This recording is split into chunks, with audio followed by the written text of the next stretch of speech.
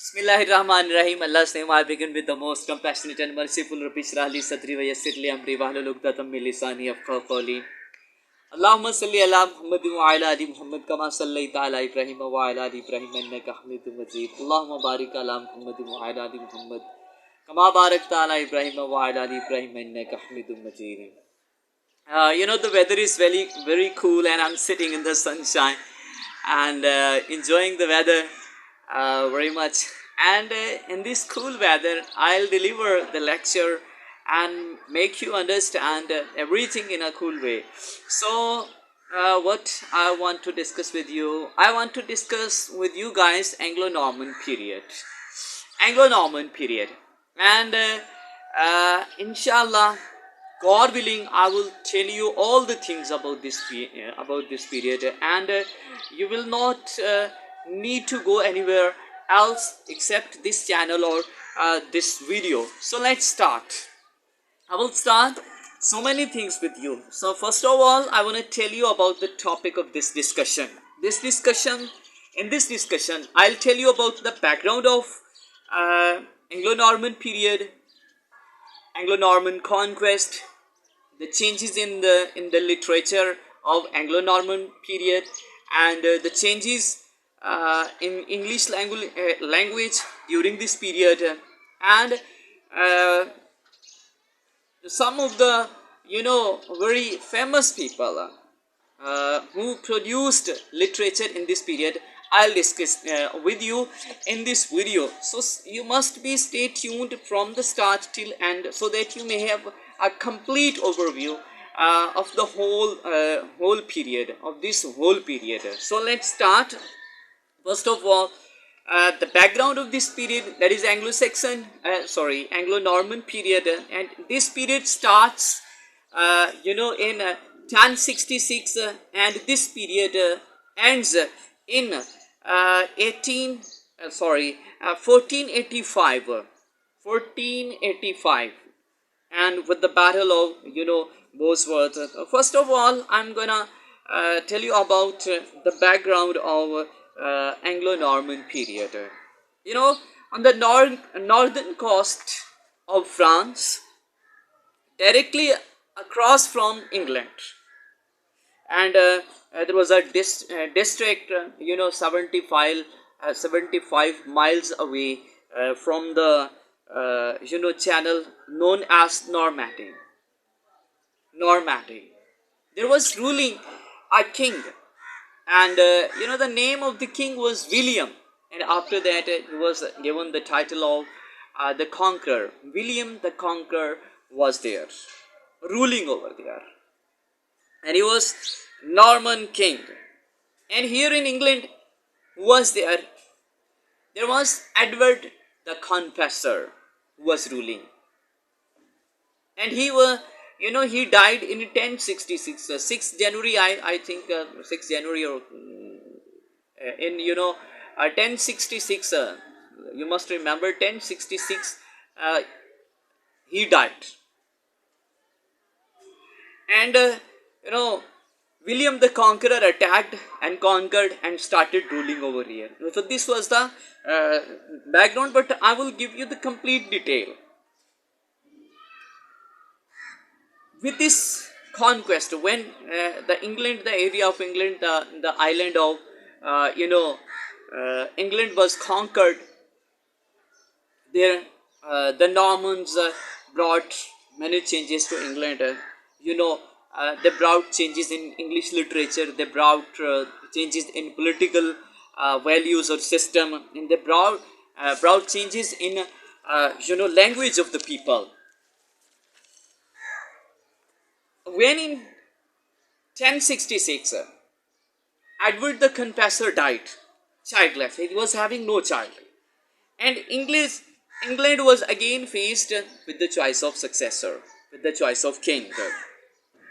Already, when Edward the Confessor was ruling here, he had divided England into various districts, and those districts or kingdoms had been ruled by different powerful earls, and powerful earls were controlling different districts.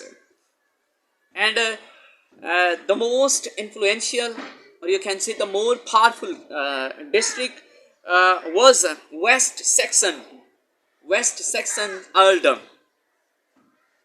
When he died, Edward the Confessor died, Harold, the next who became the king of England, was Harold. He was the son of Godwinson, and Godwinson was the brother-in-law of Edward the Confessor. So his son, that is the name of the name of his son is Harold. Harold started ruling in England, and the date is exact 6th January 1066. He became the king of England, and until his death, he remained the king of England. And why he died, this I'll tell you later. Definitely he died in a battle with the William the Conqueror. And when he died, his death marked the end of Anglo-Saxon period. And with his death, Anglo-Saxon period ended. William, and I told you guys about the relationship between Godwinson and Edward the Confessor, who was the brother-in-law. And William the Conqueror was the second king, was the second cousin, the second cousin of Edward the Confessor. And he had familial relationship with Edward the Confessor, and he believed that he had the familial right to be the king of England. And he ordered Harold that he wanted to be the king of England, but Harold refused. So there was only one solution left with William the Conqueror, and that was power. And he used extensive power to abolish his kingdom, to abolish his throne, and started his own rule over here in England. So when Harold was there, he had to face two enemies. One was William the Conqueror, and other was King of Norway, and his name is Hadreda. On the one side is Hadreda, and on the other side is William the Conqueror. And Hadreda also believed that he was the true, or he was the righteous person for the kingdom of England, for the kingship of England. He was facing at the same time two people. On 25th September 1066, he defeated, that is Harold defeated with his army the king of Norway. The name is Hadreda. He defeated Hadreda, and the battle which was fought, the name of the battle was Stamford Bridge. The Battle of Stamford Bridge. He took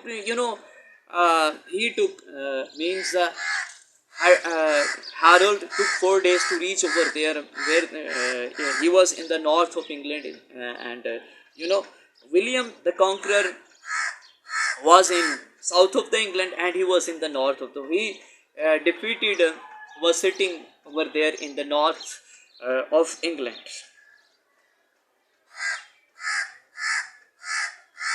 Harold defeated this first man. The name is Hadreda. And now there was only one man. The name of that man was William the Conqueror. William the Conqueror. Now, after defeating Hadreda at the Battle of Stamford Bridge, he headed towards William the Conqueror, who was near, uh, the name of the area was Hastings. It was near over there, Hastings. So he headed towards Hastings, which was 7 miles northwest from the present day East Sussex. Now the name of that area is East Sussex. William the Conqueror was over there, so he headed towards him. So the herald headed towards him, and the battle began early in the morning. The battle began between both of these two armies, and battle started, early in the morning, 9 o'clock. That was, and continued till the dusk, and the battle became very furious. Afternoon it became very furious. You know, early in the morning, both of them were fighting, very powerfully. No one could be defeated. And at afternoon time, uh, Normans attacked very dangerously, and this fight continued, till evening. And till evening time, Harold was killed, and already two of his brothers were killed, so he was defeated. And now, the William the Conqueror won the Battle of Hastings, and now he was the crowned king of England. And it was the day of Christmas, of 1066, when William was announced as the crowned king of England. And after coming into the power, he imposed a feudal system in England. And now, the rule of his kingship started in England. The William the Conqueror was the sole, ruler of England at this time. And definitely, whoever comes, brings his language with him, brings his culture with him. So the same was the case with William the Conqueror. When in 1066 William the Conqueror conquered England, and he brought many changes in England. What were those changes? We will see, step by step. First of all, Normans brought changes in literature. And second, they changed the political history. And Anglo-Saxons authors, who were writing in Old English language, in Anglo-Saxon dialects, they were writing. So they were displaced. Anglo-Saxon authors were displaced, and even many of the higher classes people, had been killed in the on the field of Hastings, and those he escaped, and those who were saved and escaped from the war were being treated as traitors.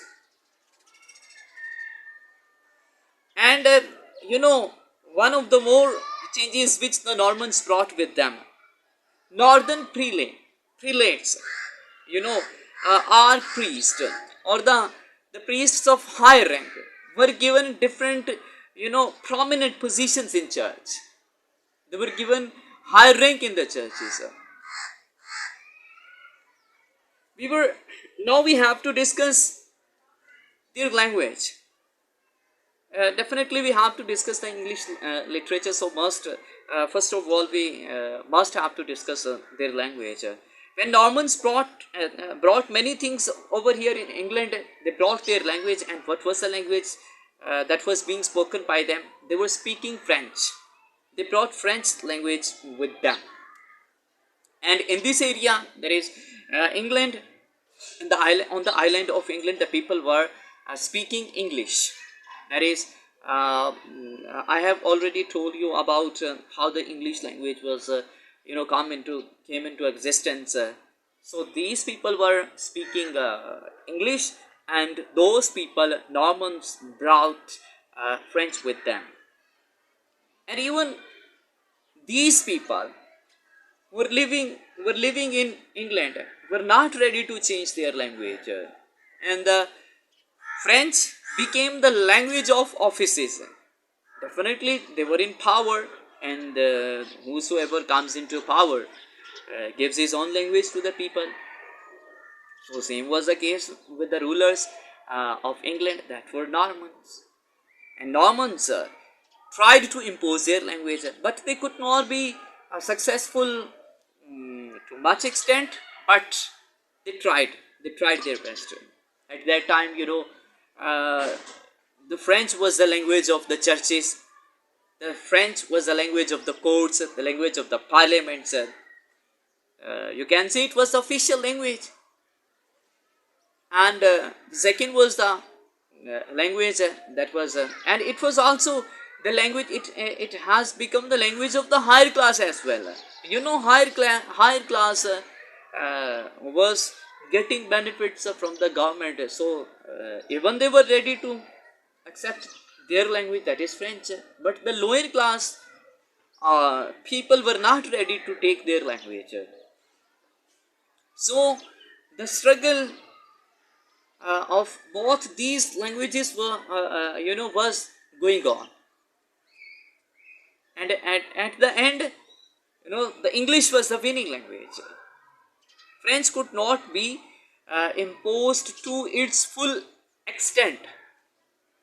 They imposed in different forms, in the form of grammar, in form of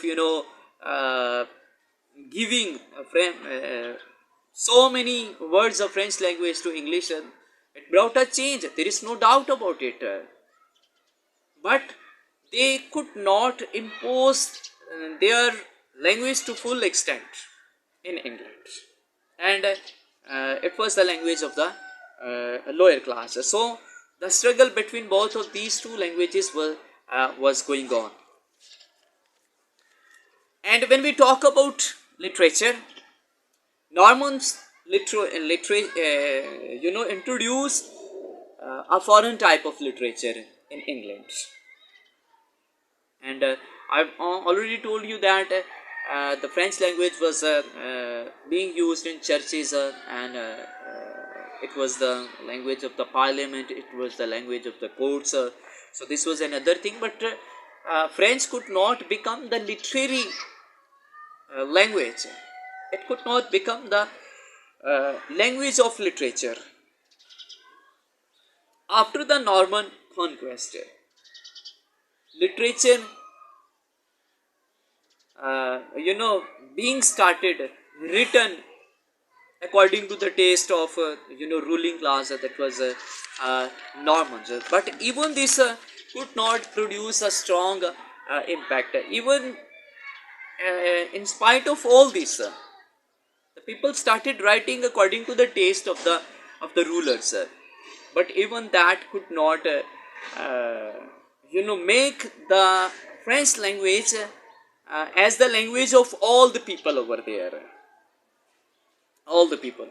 So definitely English had to face a loss in some way or other. For example, religious poetry was finished. Religious poetry started to be disappeared, and even old English poetry started to be disappeared from England. This was the loss over here. And what were the changes brought about by the Normans in English language during Anglo-Norman periods, as we are discussing Anglo-Norman period? So the Middle English period was marked by momentous changes in English language. There were so many changes. There was momentum and extensive changes in the language of the people. But I have already told you that it could not come. French could not come up to the level of literary language of the country of England. So I wanna discuss some of the changes which Normans brought here in England. with respect to the language of the people. The changes in English grammar of English was changed, and there are five changes I'll discuss with you guys.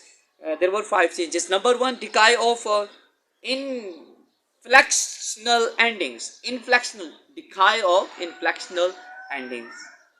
You can see that loss of inflectional endings. What is inflectional endings? Inflections, if you want to understand in some easy words, inflection is change, and inflection is such a change which occurs in the words itself.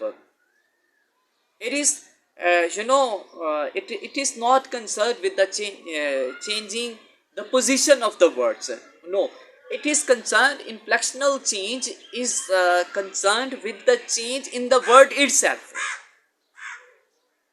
For example, in old English period, now we are speaking the word drink. For example, when we take tea, or when we drink tea, take tea, we say we are drinking tea. Drink is a word, verb. We drink water. So drink is a word these days. In old English period, this was drinken. I am going to tell you about the inflectional endings. How the words were changed. How the endings of the words were changed. For example, there is a word in old English period. The word was drinken. It is DRICAN, drinken. And later in Middle English, it was changed to drinken. The spellings are DRIKEN. Now you see, CAN was changed to KEN. KEN. It was changed. And later, drinken, N was left.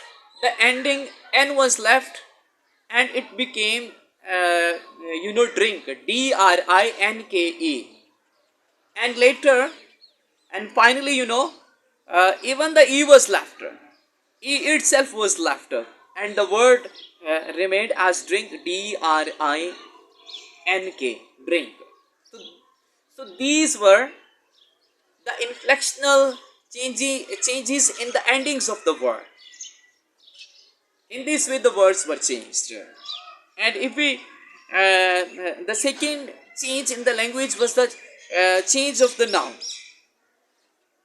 and was the change in the cases of the noun. Now you see, there are three cases: subjective case, objective case, and possessive case. Now there are three cases of a word, and previously it was four. It was four cases of English language.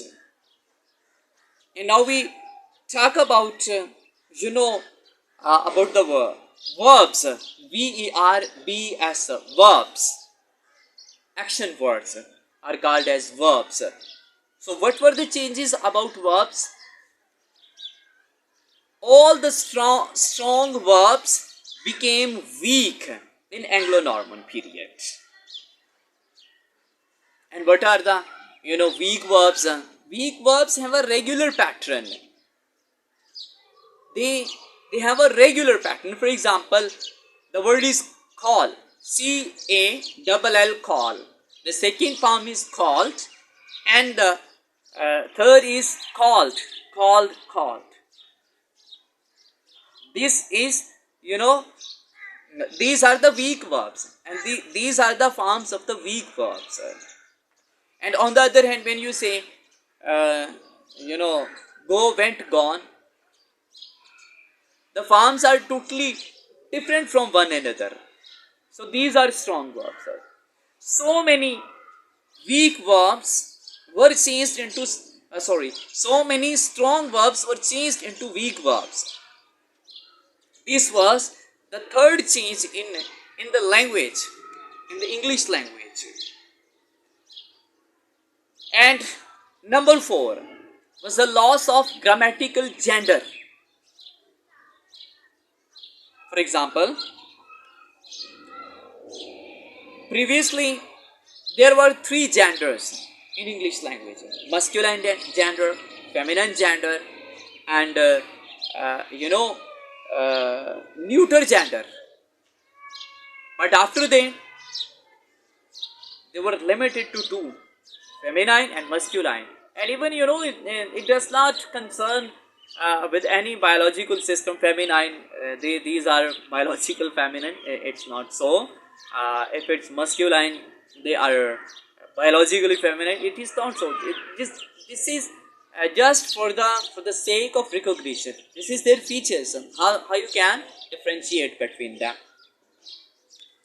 So. And the fifth change, which I am going to tell you about, the fifth change which the Normans brought during Anglo-Norman period in English language, that was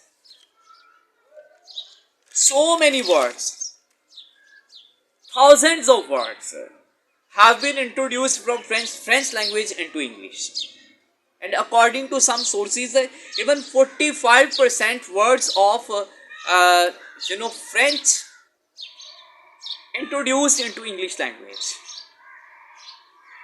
And if I tell you some of the words, and I have written some words and some military terms, ecclesiastical terms, religious terms were taken from the French. And I'm going to speak some words. For example, fashion words, fashion, food, social life, vocabulary of art, learning, medicine, tax, crown, religion, proof, prison, warrant, bail, and judge, navy, enemy, dress, frock. The word is the color. The name of the color is blue, brown, roast, when you roast chicken, etc., and fry. These are 40. 5% words have been taken from French, and they were introduced into English language. And some of the more words I want to speak with you. For example, joy and ice cream, sun ray, and the sun ray, the sun is going down. Sun ray, jellyfish, petticoat, surrender. All of these words which I've spoken with you guys, these are taken from the French language and introduced into English language. And now I am going to tell you about the literature of Anglo-Norman period. The literature of Anglo-Norman period. The number 1 is romances. But it was the most popular form during the Anglo-Norman period. And what were the romances? Romances are the stories in the form of, verses. These are very famous. It was a famous form of literature. The stories were discussed in the form of verses. And the best example of it is, Canterbury Tales. All the stories have been mentioned, but they are in the form of verse, very well. And when we talk about the romances, they were taken from the Latin and French. It was this literary form has been taken from French and Latin. And in French and Latin, the people the writers were dealing with the stories of King Arthur, the War of Troy, and of Alexander the Great. They used to write stories in the form of verses about these prominent events or these prominent personalities.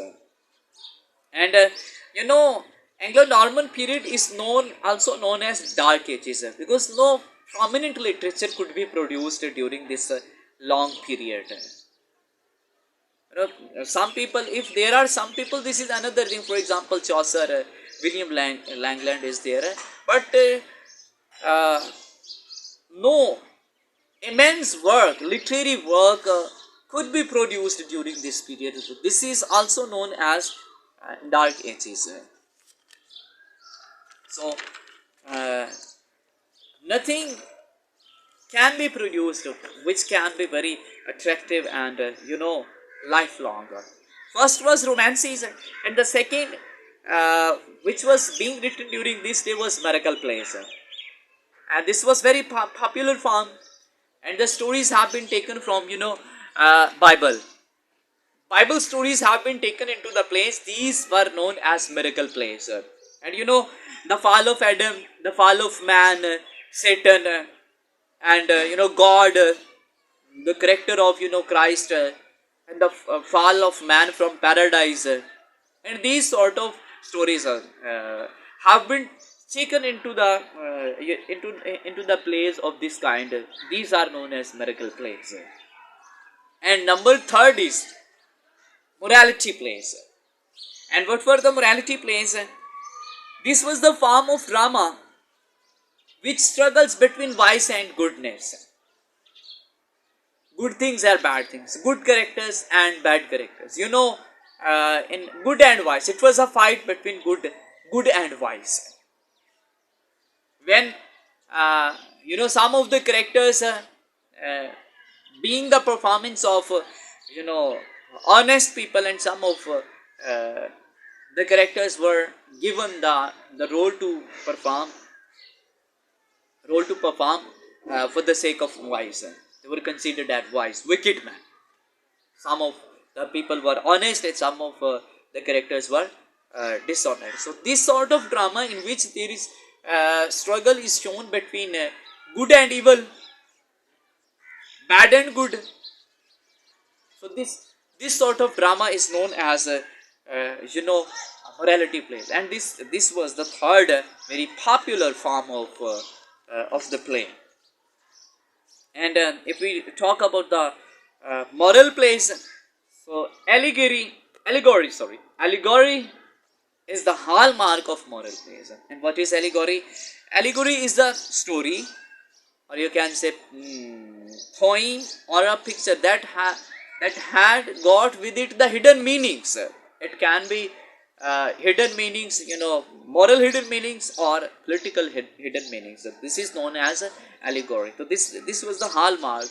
This was the mark of moral plays. And lastly, I'm gonna discuss famous poets of Anglo-Norman period, and only two of them I'll discuss with you guys. Number one is Geoffrey Chaucer, which I have already told about him. I have already told. He was born in 1340 and died in 1400. He was regarded as the father of English poetry, and he was regarded as the founder of English poetry. And definitely he must be considered, and he is rightly considered as the father of English poetry. And from the day when he wrote this poetry until this day, the people are enjoying his poetry. People are enjoying his poetry. And when we talk about his works, the famous poets of this Anglo-Norman period, the number one I have taken is Geoffrey Chaucer. And now I am going to tell you guys about his works. Canterbury Tales. All the pilgrims were going to the shrine of Thomas Becket at Canterbury, and he asked them to narrate two stories while going towards Canterbury, and you have to tell two stories when you are coming back. So this is the landmark in the history of English poetry, and the people or the characters which are being represented, which are picturized in the Canterbury Tales, they represent different sections of the society.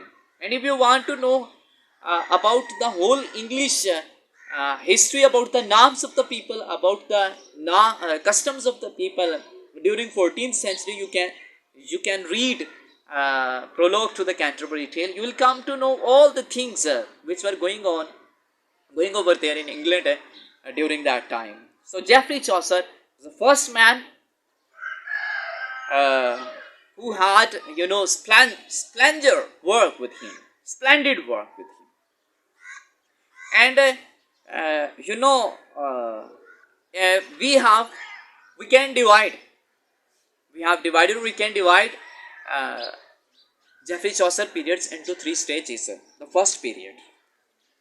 In first period, he imitated French poets, and he translated La Roman de la Rose. This is the name of the poem. La Roman de la Rose. He translated as Romaunt of the Rose. Romaunt of the Rose. Number second, he wrote the book of Duchies. This is an analogy. Duchies. I am talking about you guys about the first period. First period, he translated one poem, and the second work is Duchies, and this is an elegy. Sorry. And third is a very short poem of this period. First period of Geoffrey Chaucer, and the name of the poem is Complaint into Pity. And now I am going to towards the second period. In second period, he was inspired by the Italian writers, and he imitated Italian writers. In first period, he imitated French writers, and in the second period, he imitated Italian writers. And if we talk about his works, Parliament of Fowls. Number one, Parliament of Fowls was written in the second period. Parliament of Fowls. It contains a dramatic and satiric dialogues. Second, Troilus and Cressida. And this is about the Trojan prince Troilus and his love for a girl. And the third one is the story of Griselda. The story of Griselda, in which he has given a pitiful picture of the womanhood. And now, you see, I'm going to the third period, and I want to tell you about one more masterpiece of second period, which is the House of Fame. This is a masterpiece of comic fantasy. And now I'm going towards third period, and in third period is called English period. And English period, I will tell you about his two writings. Number one, Legend of Good Women. Legend of Good Women. And Legend of Good Women, is written in heroic couplets. And the second one is Canterbury Tales. And all of you know about this great achievement on the part of Geoffrey Chaucer. So this belongs to the English period. So this was the first writer which I have chosen from the Anglo-Norman period. And now I am going to select second man. The second is William Langland. And you must know about the birth and death. He was younger than Geoffrey Chaucer. He was born in 1332 and died in 1386. And he was regarded as the greatest poet of Middle Ages. Greatest poet of Middle Ages. And one of his poems is A Vision of Piers and Plowman.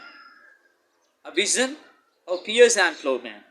And it's a classical work and satire on the corrupt religious practices which was going over there in England at that time. Previously, very well in Geoffrey Chaucer's Canterbury Tales, he has criticized corrupt practices in church, and even in A Vision of Piers and Plowman, he criticized corrupt religious practices. So viewers, this was the end of this lecture, and the sun is even going down.